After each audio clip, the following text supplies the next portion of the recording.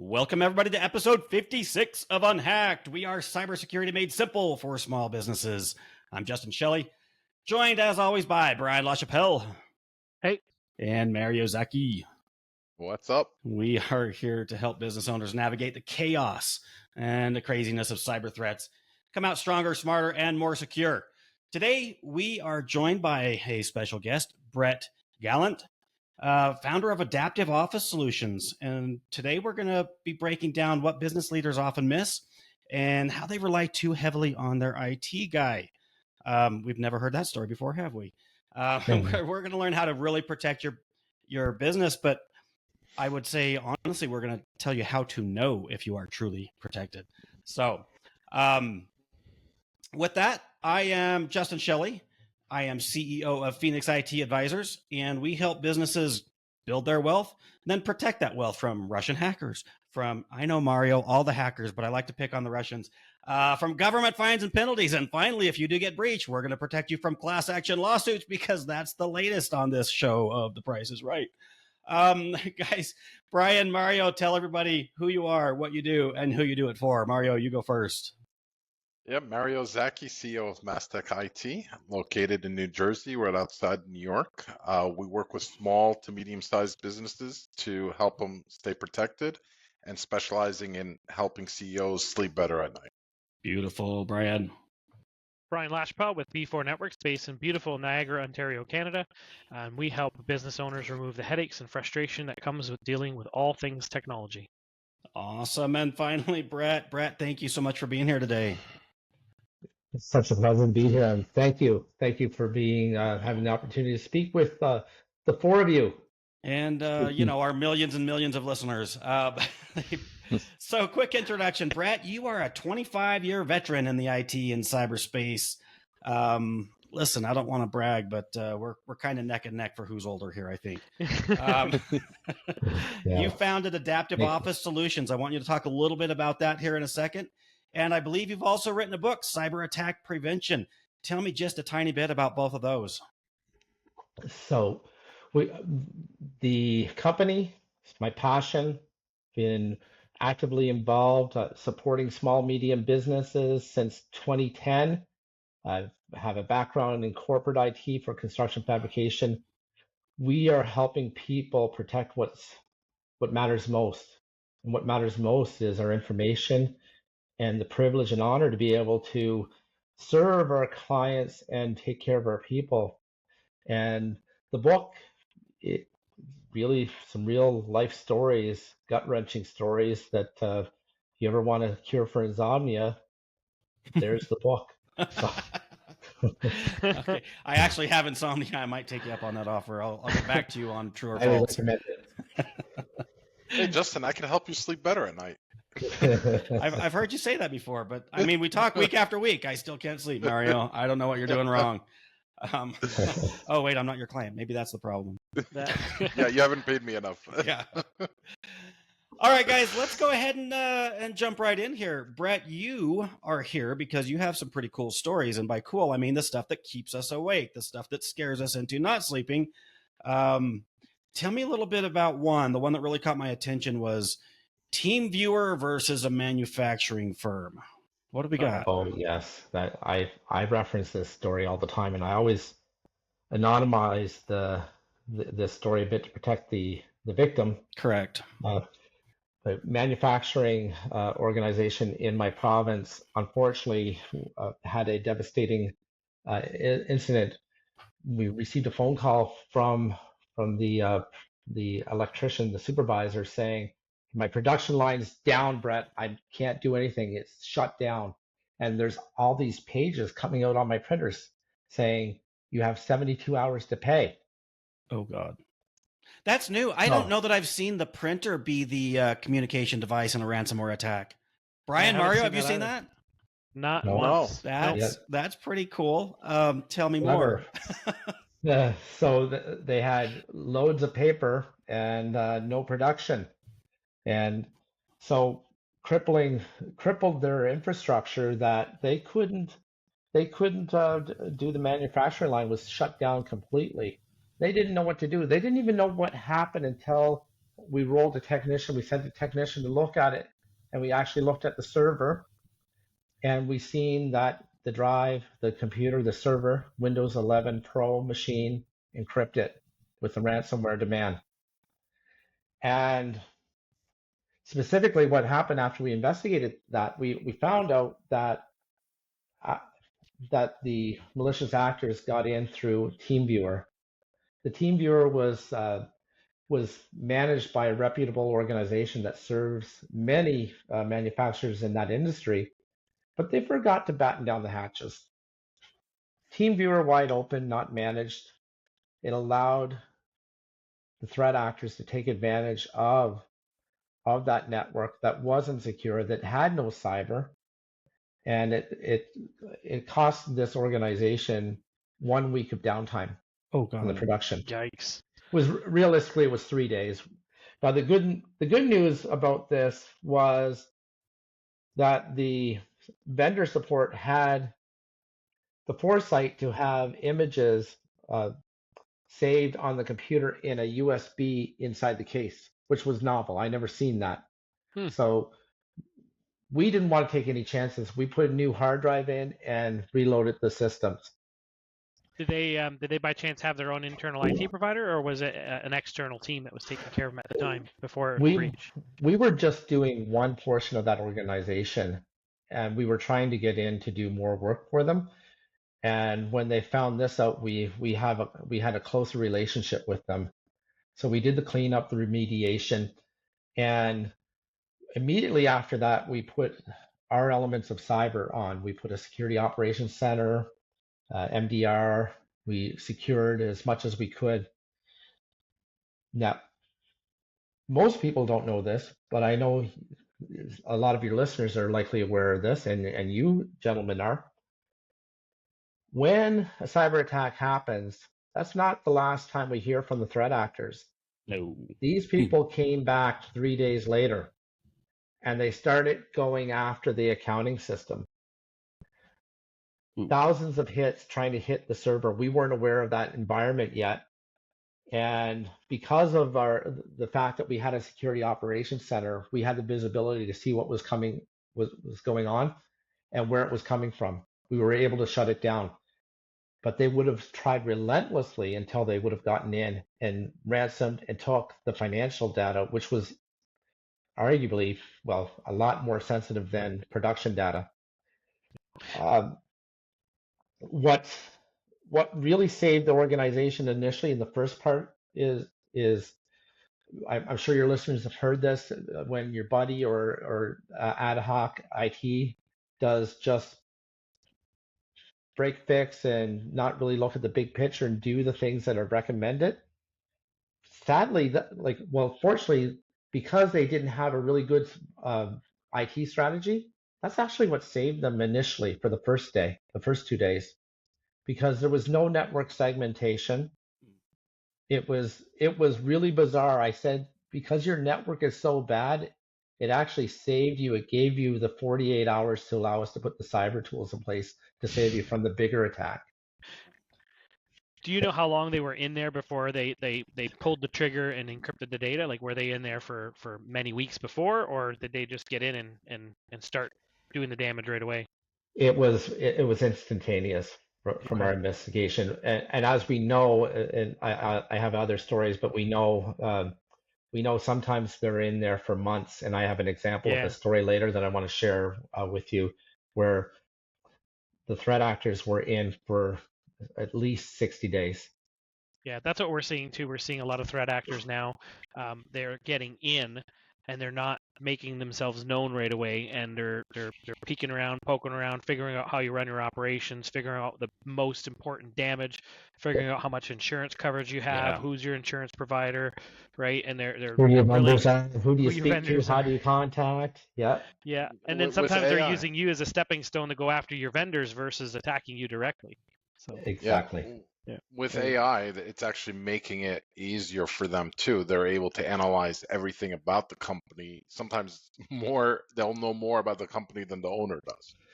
Oh, yeah. and the example I have, they actually contacted one of their suppliers and updated contact information 45 days before, changed the email address for the key board of directors, and registered a new voice over IP in the same province in our part of the country, in the same city. Oh, wow. That's how far they went. Now, is this the same? This is a different story, or is this the same A manufacturing? different story. Okay. A different story. Okay. Yeah. I want. Speaking of this manufacturing company, though, you said they had nothing in place, no cyber protection at all in place. Wide open. And that went so far that this is why you need to talk to your vendors and vet it. Your vendors, the people that are supporting your organization, and say, hey, what do you have in place for the products that you're doing, and what are you doing in your organization to protect your cyber? I deal with not only manufacturing but pharmacies, and you need to ask, in the pharmacy world, you have to say to the vendors, hey, what do you have on my PacMed, my dispensary device, to manage that cyber risk? Because if they're remoting in and you're not really vetting and checking what they're doing, you have a huge hole into your network. And that's what happened with this manufacturing with unsecured TeamViewer. The kingdom to the doors were wide open. Tell me. And it goes a couple steps beyond that too. It's not just a computer that maybe a manufacturer has, or sorry, a vendor has in your premises, but with manufacturing, there's all sorts of PLCs and there's all sorts of Internet of Things, right? Technology that's plugged into the network. Those are also attack vectors that should be mitigated and protected. Exactly. Brett, what was the mindset? I'm really curious. When you have nothing in place, I assume they know they had nothing in place. Was it just like a straight up head in the sand? Like, what was going on within the organization that wasn't being addressed at all? Well, we all know the risk and the questions that come up sometimes. In the case of this organization, it was, I don't want to spend that much money. I don't want to invest. But the other thing, equally more devastating, I'm too busy to deal with it. Okay. That's what it was. And when this happened, I said, folks, we need to sit down and take action. And I need 30 minutes minimum to get started of your time. Yeah. This is a non-negotiable. Right. Now, without really getting too detailed, can you tell us how much it ended up costing them to recover? They were very lucky. It was only 6,000, which was very lucky. But how much? The bigger question, Mario, is how much did it cost them to not be in production for that length of time? That exactly. Right. Yeah. I would say guesstimate $300,000. And to this day, they're still tweaking to get the system back purring to the way it was. So there's been all kinds of lost productivity because it didn't have up to the minute tweaks of how that production line should run. Right. Backups. Was there any reputational damage? Like, did other people know that this happened? No, and that's where they were very lucky. Now, if this was health care or something that needed to be reported, I'd have to. Yeah. Well, and some manufacturing fall under regulatory issues. I mean, I don't know Canadian law, but down here, if you're dealing with the Department of Defense or you're really any government entity, you fall under regulatory. Yeah. If this was seafood processing or dealing with defense, they would have been mandated to report. They didn't in this case. And then that can turn into lawsuits and just a nightmare. Yeah. So if there was one thing that they could have done, like just one thing they could have put in place before the attack, would there have been one thing they could have done that would have prevented it? Yeah. What is that? Mr. Vendor, secure your team viewer. Yeah. Yeah. So just being aware of the fact that they had a TeamViewer account or a vendor had a way to remote in and mitigating that risk. Unattended access, wide open. They took advantage of a vulnerability. And the other thing on top of that, equally important, is they were able to move laterally so that RDP remote desktop for your listeners. RDP was open so they could move from machine to machine. Oof, Oh, no. yikes. So it was wide open. It was open season. And was the Yeah, machine that had TeamViewer, was it logged in as an admin? Absolutely. Oh God. So that's another Yeah. one right there. Yeah. Yeah. Restricted, like remove admin credentials, lease access, all of that. So Yeah. we changed that obviously after Yeah. the fact. The vendor doesn't like it, I bet. but I feel better about the organization that they have better posture. I'm the belief that even with the best protection, it's still possible Yeah. that somebody can get in. So I'm of the opinion that if a vendor needs access to a machine at our clients, they can call us and we'll give them access. yeah, absolutely. Mario, you had something? Yep. I mean, I hate TeamViewer. We have scripts on all our machines that if TeamViewer, well, first of all, it won't get installed because we have things to prevent it. But if it is, we have scripts to automatically remove it because it's a pain in the ass software because they're the only software that I know of, with the exception of maybe AnyDesk, is that you never need to authenticate. Log me in and stuff like that. You never have to actually go to a website, put in your username, password, 2FA, then you click on the computer. This, just lets you, connect from any computer, any device without actually having to authenticate anywhere. And the number, the ID that is there never changes.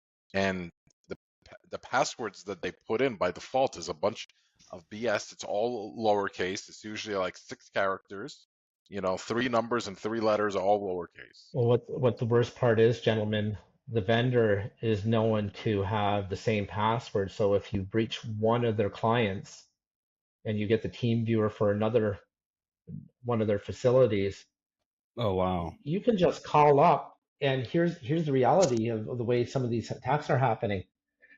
What could have happened, the threat actor may have called up, hey, this is XYZ company. I am just calling. I'm trying to get into the computer to fix something for your electrician. Could you read me the 9-digit number of the team viewer? Yep. Boom, Yep. they're in. Yep. Yeah. Brett, so Train your team. you work with a fair number of manufacturing companies, correct?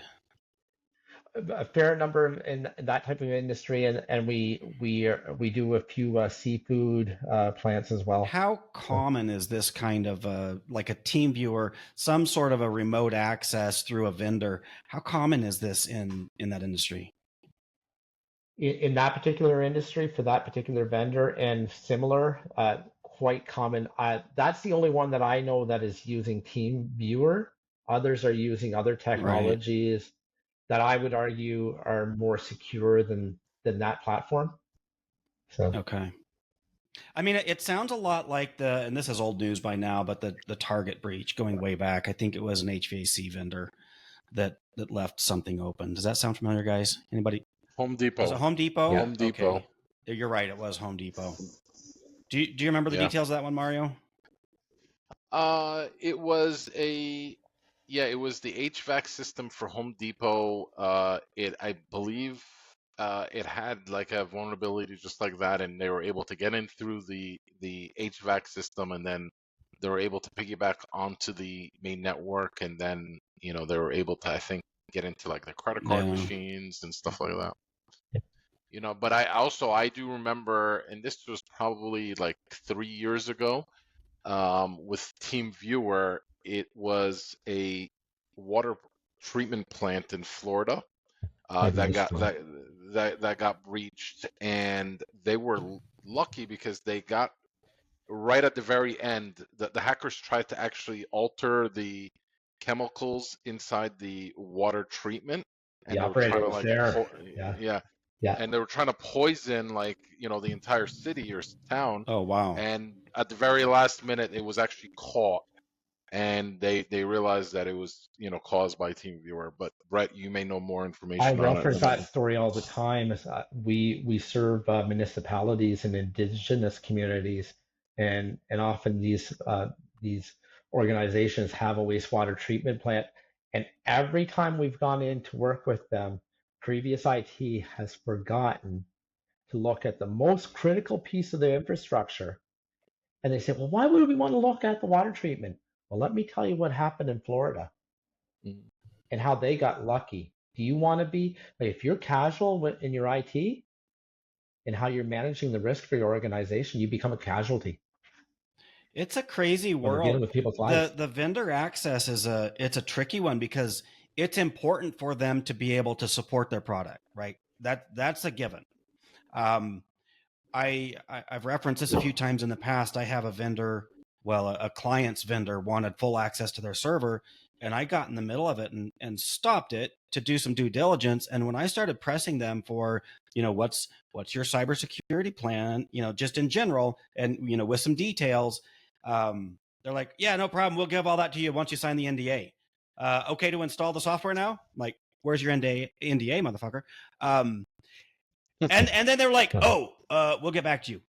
Ghosted me. Haven't heard back from them since. And this was like 6 weeks ago, I think. So when I started pushing for, what their security plan was, they have nothing that they can give me whatsoever.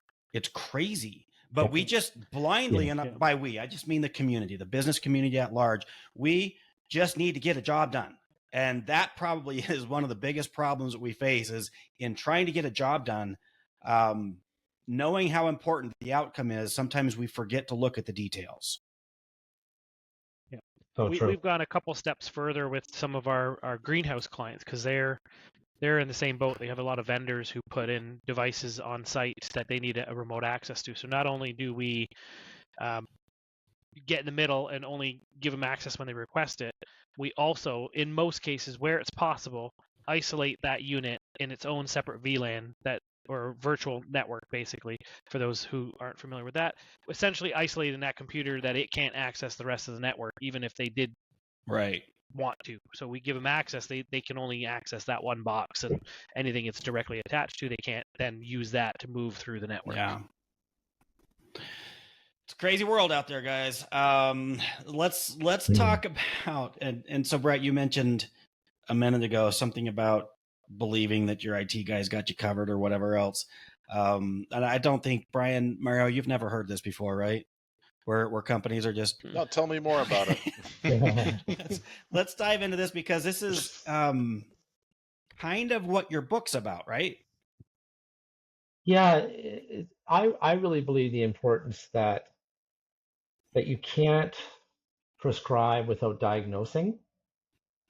And a lot of times, unfortunately, we still live in a world where even corporate IT and other people in our industry, like us, that know that we need to be cybersecurity first, they still think that antivirus and removing admin credentials is enough, or that it will never happen to me. I'm too small to be hacked. You might think you're too small to make the news, but you're not too small to get hacked. And that's the truth. Yep. And I've seen so many different people in different, even corporate IT and corporate government, even in healthcare and corporate government, where they think, okay, if I just do this one area and just upgrade this area, I'm going to be okay. But if you look in my part of the country, we can see in the last 2 years, the healthcare industry in Newfoundland, the province of Newfoundland, the entire hospital network was down. And then recently in Nova Scotia, the province of Nova Scotia Power had a cybersecurity incident. And they also, a power company, had social insurance numbers. Now, getting back to the techie side, it's all up to us, to the people listening, to really have that conversation with whoever is your vendor and just say, hey, I want to know, what have you put in place for cybersecurity? And if they say antivirus and backup, and if they don't start mentioning two-factor authentication, security operations center, and EDR, then you need to start looking elsewhere, unfortunately. is it going to cost a little bit more to manage your cyber risk? Yes.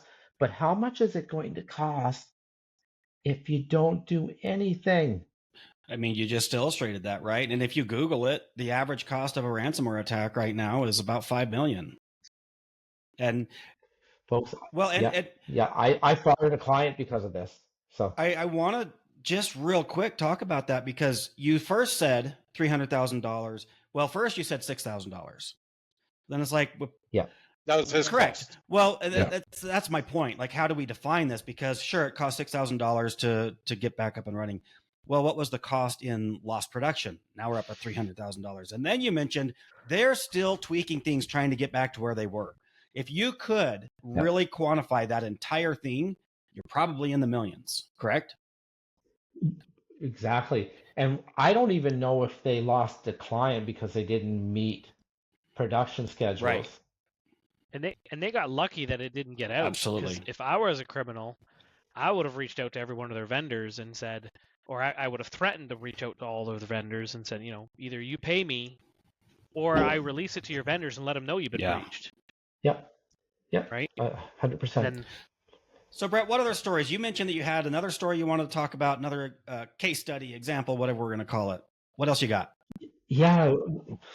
So I was in the gym working out in the middle of the day. I've given myself permission that it's okay to put me Nice. first. I received an email from a longtime client. Can you call me? I need help. And you could just feel it. And I phoned them and said, I think I may have lost a couple $100,000. Oh, God. oh boy. And I was just finished working out. So I said, hang on, just wait. And we'll call this lady Mary. Okay. Mary's her name today. Mary, I'll be right there. I drove because I cared. Yeah. And it was just 3 minutes away. I figured it'd be just easier to see. Got there and I found out that the day before, Mary was speaking with somebody who she believed to be the bank. And they were saying, hey, I had the owner on the phone. His name's Bob. And we've been talking about this deal. It had all the bank had all the relevant information, recent deals that they had just talked about that very same day in an email. The bank said, all I need to do is to help Bob to transfer the funds. I just need your key fob so I can authenticate it for Bob. Oh. She gave away the fob. Oh, no. $200,000 wired. Gone. Not able to recover any of it, I take it?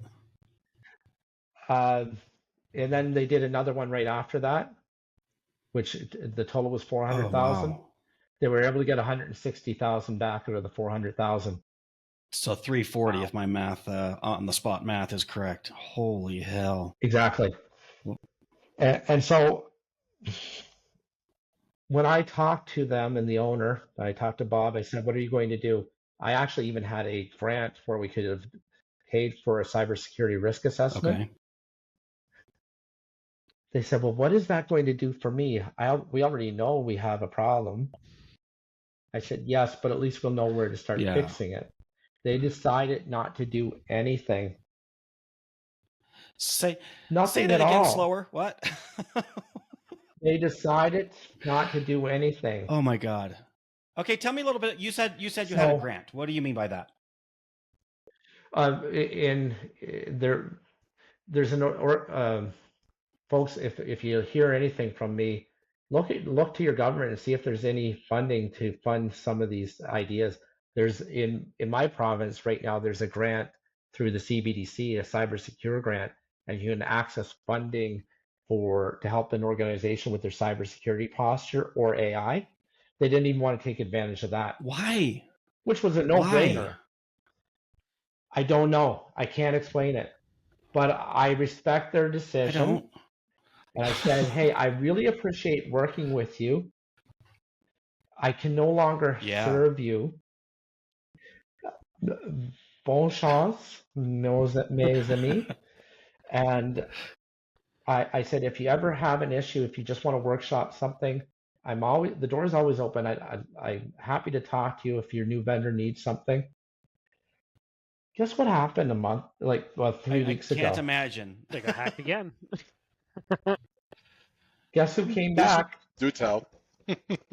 And the new vendor, local gentleman, was calling and asked if I had the password for the router, which I don't. It was managed by a third-party vendor. So two things happened. He wanted them to shut down their computers Okay. because they were actively under attack. They refused. Okay, so I felt bad for the people that were having the attack. Yeah, I do. yeah. So he finally did get them to shut down, but his security solution, was to reload the machine and install Kaspersky. Naturally. Of course. Oh, Of course. no. Okay, Russian software that's not even allowed in the United States. It's still being sold in Canada. But here's the thing. When we have an issue, a cybersecurity issue, we know a lot of the times they're not just coming in the computer. We have to check and see, did we batten down the hatches in the email? Did we check if they're still in the Microsoft tenant or the Google Workspace tenant? Have we put MDR, EDR, Security Operations Center in place? Have we looked at our policies on how we handle transferring of money? None of that was done. It was, we're just going to wipe and install Kaspersky. We're okay again. Good Lord. I feel bad for that organization. I do. And I love the people. I respect them. And they're great. They've taken their business far. But I think the sad thing is they're not going to learn until it happens the third time. That's crazy. You know, I'm comfortable telling people that nobody takes cybersecurity seriously until they've had a breach, until they've lost money. I don't tell them that it usually takes 3 times. So that's new. I'll update my pitch. My father said you can't teach a Heinz pickle nothing.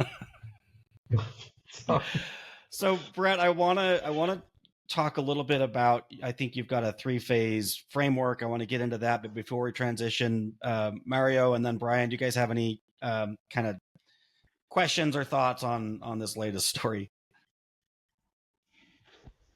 I still can't believe about the whole printer thing from the very beginning. Mario's stuck on printers.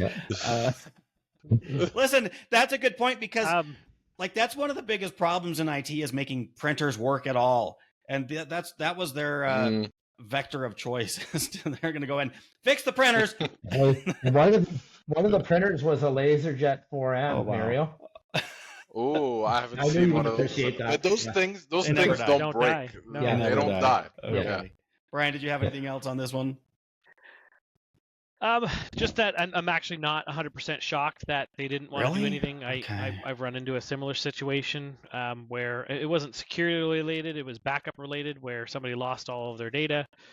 We were able to magically get it all back, and then they still refused to put a backup system in place. And I effectively at that point, it was a dentist. I took my own business out of there and went to a different dentist. Oh yeah. Which is ironic. If your passwords are still teeth, you probably should change that too, because it seems dentists love that as a password for some reason. Seriously? Oh my god. Oh my god. All right. So with that, Brett, let's talk about your 3-phase framework. You'll have to remind me what. Did I make that up? Okay, I might have made that part up. The risk audit, gap closure, resilience testing, is that yours, or did I just listen? Full disclosure, guys, I use AI to prep these things, and AI was pretty sure that's how you do business. That's exactly what we do. What kind of cheap AI are you using? I'm going to have to upgrade Justin? mine. I should have been prepared. So what we do is, like I alluded to earlier, we really believe in the model you can't prescribe without diagnosing. So often what we do before we actively engage, and sometimes we just do this to help existing companies just audit their IT. We will do an audit of the health, their cybersecurity health, right from their uh, Microsoft environment to their servers, to their desktops, seeing where the gaps are, where their technology is. And what we're starting to do now is we're actually uh, including another offering to say, hey, what's your AI strategy? Right. Because there's AI leakage. People don't even realize they have an AI strategy. It's being used willy-nilly, Wild West, but there's no controls. So we look at that, we assess the cyber risk, and then we have a real frank and honest discussion with the owners, management, and say, here are the gaps we found. This is what we recommend. And then we ask them what decision they want to make on how to go forward, but we give them some actionable items that they can take tangibly to manage their cyber risk. And if they choose to partner with us, we'll help them manage it. Okay. Do you have like a standardized audit that when you're running through that? Okay. Yep. Give me, if you don't mind, and we don't want to get into a lot of these details because when we do, we kind of give the bad guys a recipe.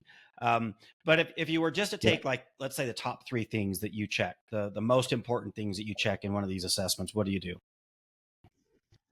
Well, number one for me, I want to know if they're monitoring their SaaS, if they're monitoring their Office 365 environment, if somebody's coming in, because 80%, 90% of organizations are not. Do they have two-factor authentication in place? Do they have is their software up to date and is it managed? And for me, most critical on top of that is, do you have a backup? Test it. Is it off-site? I'm also checking the vendors, because that's a key one that we've seen. That computer that's sitting aside for that manufacturer that connects in to support your production line. What do they have in place? And is the network segmented? Are there VLANs in place? Those are the top. Okay. Let's let's talk about AI for a second, because this honestly is all anybody really wants to talk about these days. Brett, you mentioned that you throw this into your assessment, your consulting. Mario, Bryan, what are your guys' thoughts? How are you addressing this with your clients, your prospects, and internally? Bryan, you want to go first? Sure. Yep. Okay. So when it comes to AI, there's still a lot of I don't want to say unknowns, but if you're implementing Copilot, then there's an entire checklist of things that you have to do prior to turning on Copilot in your 365 tenant. But more importantly, it's everybody is investing in AI right now, and a lot of folks are allowing their teams, their staff, to sign up for accounts on various AIs without having a framework in place as to what can be uploaded or sent to the AI and whether or not it should be sent to the AI. So, for example, if you sign up for ChatGPT and you decide you want to upload your entire contents of your intellectual property so you can have it double check spelling, that's probably not the best use of that tool, right?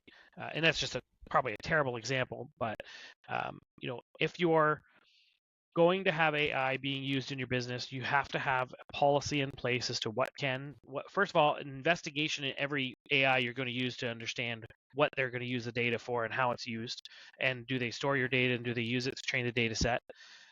And secondly, what information is authorized to send to each of those AIs, and then have a way of being able to audit that and verifying that people aren't utilizing it in a way that is against the policies that you create. That would be my initial approach. That's pretty thorough. Mario, you have any thoughts on that? Yeah, maybe I shouldn't have had him go first because he pretty much covered everything. Sorry. It's fine. But, pretty much, what I tell them is, like, you got to understand what you put into the system is going to be out there. It's going to use it, for other people, no matter, it may not be full, the full word for word, but now that's out there. So if it's If it's something that you don't want it outside of your building, then don't put it in there. No matter what system you're using, if you're, getting for free, paying for it, unless it's done correctly, and most people do not know how to do it correctly, set it up correctly. Keep the important stuff out of it. You can use it because people are going to use it anyway. Make sure that they're using it with like company accounts and stuff like that, and everything Right. is monitored. Okay. Brett, you kind of already touched on it, but do you have any final thoughts or things to add there? I like to teach them by example as well, and I'm looking at spinning up another offering, AI strategist. What AI, when leveraged properly, can be a powerful tool as an extension of your brain as a thought partner.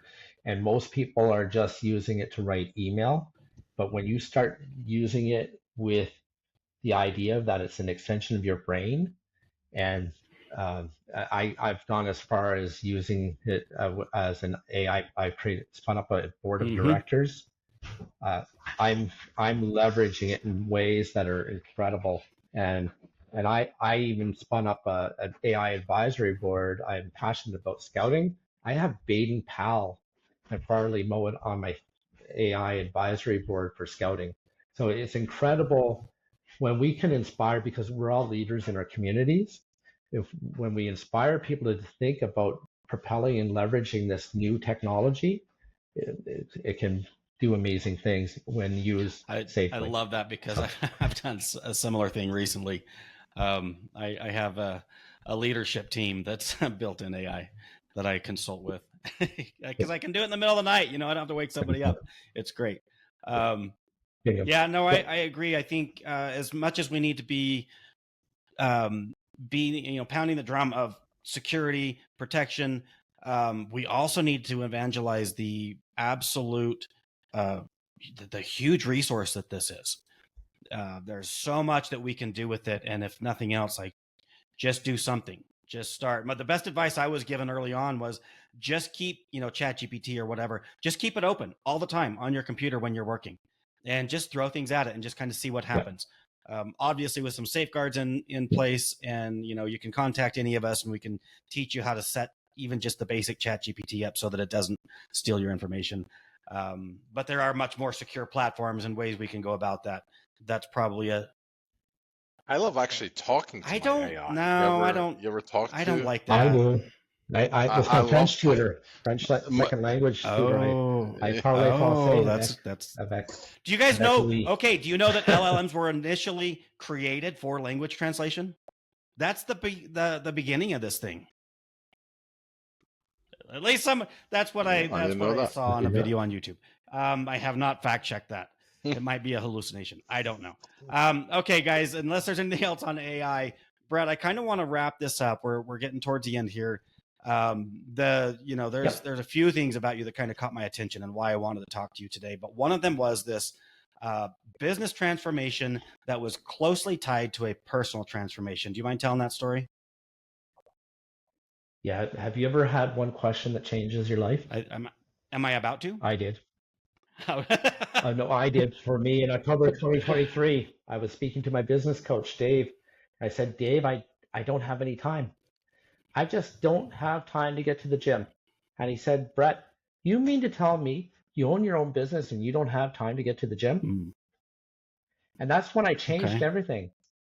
I decided, and I speak to a lot of business owners, we prioritize, because I'm a people pleaser. I'm a recovering people pleaser. I put everybody else first, but we forget to put the oxygen mask on ourselves. And so what I've learned is to put the oxygen mask on me. I've become an expert at being okay with giving myself an hour and a half every day. And I've released 130 pounds since then. Wow. I've lost it. And I say release because when you lose something, you find it. When you release it, you release it forever. Yep. And it's changed my life. I'm much more present for my family. I show up. I'm setting an example. I know I've inspired people beyond this, that I've inspired people in the community that we're in. And I've had people that said to me, "Hey, Brett, because of you, I've started." Nice. And I've spoke with one gentleman that's in our industry, and he was struggling. We were at an event, and he was on his computer. I said, "But you've got to be okay with just putting yourself first." And every industry, every business owner I talk to, we forget to put our own oxygen mask on. Yep. And for me, other people have inspired me before, and I just like telling the story because I think everybody can connect with that. And if you don't have an hour, what I started with at first, 20 minutes in the morning, or even 10, and then 20 minutes later, you can do a lot of damage with 3 20-minute sessions a day. Yeah. I'm proof of it. Yeah. Yeah. I have a similar story, and what it was that got me going was somebody looked at me and said, you know, everybody talks about how they would take a bullet for their family, right? Who here Yeah. wouldn't give up their life for their family, right? Yeah. Would you get healthy for them? Yeah. Yeah. Right? Yeah. Because you come up a totally different It's person true. when you're a healthy person. You'll live longer, you'll be more present, you'll be more in the moment, you'll be able to keep up with them. And I was like, damn. So similar to you, I lost 80, Brett. Wow, Brian, good for you. I couldn't. Yeah. I would avoid taking my children for a walk up the park because I'd be out of breath. Yep. Or asking for seatbelt extenders on the plane. Mario, did you have something you wanted to interject there? I know that. Yep. Talking about gym stuff, this is not my story. Fair enough. Nothing to Fair contribute to this. Even though I've been, you know, watching, you know, because I'm diabetic, so I've been eating healthier. You know, I think within the last year I've lost about 45 pounds. You know, I still have ways to go. You know, I still haven't. The ways to go isn't to the gym, but I've been, you know, I you know, got a new bike. I'm riding with my son and daughter, so it's I do, you know, agree. But it's definitely, that's a good point, Brian. You know, would you get healthier for them? And I'm trying. Yeah. I've got a long story. I'm going to just give the very short version. But Brett, I wore this shirt today, and now first of all, when my stepkids see this, they're like, "Cap, do you guys know that slang word? I just learned it recently." I didn't. Yep. I'm not at the Absolutely. times. That means lie. So this is a program they advocate moving, walking, running, whatever, 2,025 miles in the year 2025. I'm not going to hit that target this year. I will say that, but I am kind of in the middle of a very long attempt at a transformation. I used to run marathons. A lot of bad shit happened in my life, and it took me out, and I mean all the way out. And I'm coming back from that, and in that process, I've gotten back to running. And the difference, you talk about the difference that it makes in showing up and being present and in business. And I want you to come back to that because I know you've got more of a story there. Just the ability to function is night and day. When I get up at 4:45 and I go out and I run or I do whatever my ChatGPT coach tells me to do. Yes, I have an AI coach, which is phenomenal, by the way, a nutritionist, the whole show. It's I love it. Anyways, I would go from, and this might be a little bit too much information, but I would just go from getting up and sitting on social media and scrolling for hours when I should be working, and just trying to avoid every emotion, every fear, every thing that I was dealing with, to getting up, running for and run. I'll put that in quotes because it's a walk run at best. But that movement, just getting back into that, has completely transformed the energy, the mental awareness, the mindset. So, I've seen some of your posts on LinkedIn. I love them. I've liked them. I haven't really commented much on there, but I absolutely love that part of your story. So tell me how that tied into, you made that transformation. You lost 125 pounds. Jesus Christ. What did that do for your business? So that was a total transformation. I became a visionary leader. I used to be the bottleneck of my business. So I believe in the mindset, which I learned from scouting. You train them, trust them, let them lead, empower your team instead of being the bottleneck. You coach your team and allow them to make the decisions. So 80% done by someone else is 100% off. Awesome, I believe. Instead of me clutching to doing everything, is that I go to I used to have that mindset, how am I going to get this done? Now it's who's going to do it on my behalf in my Right. team. And because of that, I've transitioned my business financially from being worried about making payroll. We're doing fairly well compared to where we used to be. I was at 18,000 MRR to over 120,000 now How long a did that month. take you, if you don't mind me asking? So that was that was going on in the middle of Right. my personal transformation. So that took Okay. 3 Which years is, to that's do still that. pretty huge. That's, yeah. Yeah. And I had another aha moment, and I'm calling it courage. It happened on Friday. Sometimes we don't put on the gas because of Mhm. fear of change. And so what I decided is I'm fully embracing this new version of me, in not only in my personal but my professional transformation. And we're going Nice. all in, baby. I got a 90-day sprint plan and I'm Okay. calling it courage, because sometimes we don't have that courage to actually step into doing what we know we Right. need to be doing. And I called Okay. myself out on it. I love it. So, yeah. Well, I appreciate Awesome. you sharing that. I know that's Yeah. it's personal. I love personal stories. Business is sometimes kind of cold and calloused, but I love it when we can all just be human with each Yeah. other. So thank you. I appreciate that. Yeah, We're here to help each other. absolutely, That's the biggest thing. absolutely. That's what we're here So, for. guys, we're going to go ahead and wrap this up. We kind of have a habit of going around the room and talking about our key takeaways. And if there was just one thing that we want our listening audience to do this week, what would that be? Or if they only listen to this one sentence, what would you want them to know? I'm going to start. Mario, if you're ready, we'll start with you. Then we'll go to Bryan and then Brett. Yeah, I mean, it's really today is stuff that we've been talking about, for weeks and months, like years now. It's you got to do something. You got to start somewhere. You can't go from, expect to go from 0 to 100 or do it when you really have to after a breach.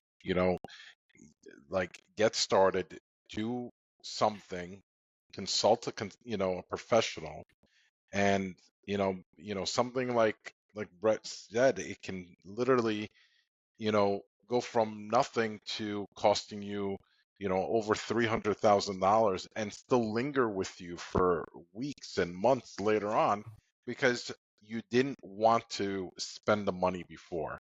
In almost every case that we've ever discussed, it ends up costing you 10 times, if not 100 times more than what you would have spent along the way in a controlled environment. Don't do it when you're panicking and you Yeah, have no choice. Get started, I love it. do it now. Bryan, what do you got for us? All right, I'm going to deviate a Uh-oh. little bit from my standard Uh-oh. start your journey. And I'm going to say just one of the most impactful things that in this conversation that we had was change yourself and change your business. Right. First, start concentrating on yourself, which it sounds like Brett did almost like same type of journey as I have, and start concentrating on. A lot of people talk about how they don't have time. I don't have time. I don't have time. And the reality is, you have the same amount of time everybody else does. We all have the same amount of time.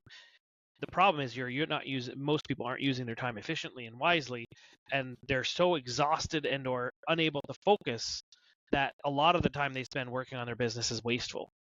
And when you start concentrating on yourself and making sure that you're in a healthy place and you're much better physically healthy, you're able to think a lot clearer and have a lot more clarity and be able to accomplish a lot more in the same amount of time. So I'd say focus on that. It has nothing to do with cybersecurity, but focus on yourself and get yourself better. And then find your who to initiate the how. right?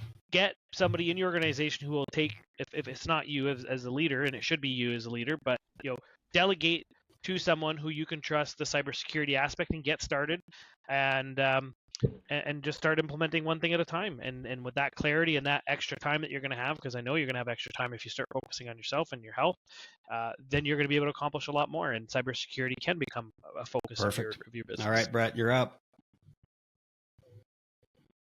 So I was reflecting on this earlier today. I was practicing a presentation I'm going to do, and I said this, and I'm going to share this with you. I owned a business that owned me before, but now I truly own it. And I want to pick up on what Mario said, because I wrote it down when you said it. I'm going to say it in a different way. For your listeners, I want you to go from zero to hero. I want you to be the hero in your own story, and that you decide today, whatever it may be, because we talked about a number of great things, whether it be that you become the hero for the cybersecurity in your organization, or you become the hero as a dad or the mother, that you do something for your own well-being, to be more present, or to do something to serve. I'd like you to consider all that and be the hero. Be the hero for yourself, for your business, or for your organization. I love that. Damn, I should have went first. I don't know how to follow all this. I have to go back to something I heard David Goggins say. I've read his books. I've followed him a little bit on social media. But he talked about following the path of most resistance. So as humans, we are actually wired to avoid pain, to look for efficiencies, to find the easiest way to do something. And the problem that causes with myself, I'm sure I'm not the only one, maybe, is that if something is hard for me, if something is scary to me, I will avoid it. And that was me on social media, scrolling for hours, trying to avoid what I knew I needed to do. And what I had to do, and my call to action, I guess, for this week is to look for those things that you're avoiding. Look for those pain points. Look for those blind spots, whether that's in cybersecurity, please do that, or in your personal life, also do that. But look for that thing that you're avoiding and hit it head on and get started. Fix these problems, because the pain of avoiding them is actually stronger than the pain of resolving them, or at least that's what I've found. So that's my takeaway for this week. Guys, absolute pleasure today. Listening audience, visit our website, unhacked.live. That's where you're going to find show notes. You're going to find links to our amazing guests like Brett. We'll throw a link on there to your company website, to your book. Instagram. So connect with me. DM Instagram, me on Instagram, LinkedIn, and if you DM me 15 ways, I'll send you a document. 15 ways that you can help your business with cybersecurity. 15 ways, guys. 15 ways. All those links will be available on our website, and also I've started putting some of the links right in the show notes on Spotify or Apple. You can get to a lot of them just right there. So check us out. And guys, back to the audience. If you guys have issues, problems, stories that you would like us to talk about, to answer, or you want to come on the show, jump on our website and let us know, and maybe we'll bring you on and you can tell your story. So guys, with that is it for this week's episode of Unhacked. Let's say our goodbyes. Bryan. Start your journey in cybersecurity, and Mario, I'll see you on the road. If you guys are staying up at night worried about your business, let us help you out. Brett, what's your sign off? Love it. And I am Justin. Remember, listen in, take action, and keep your business unhacked. See you guys next week.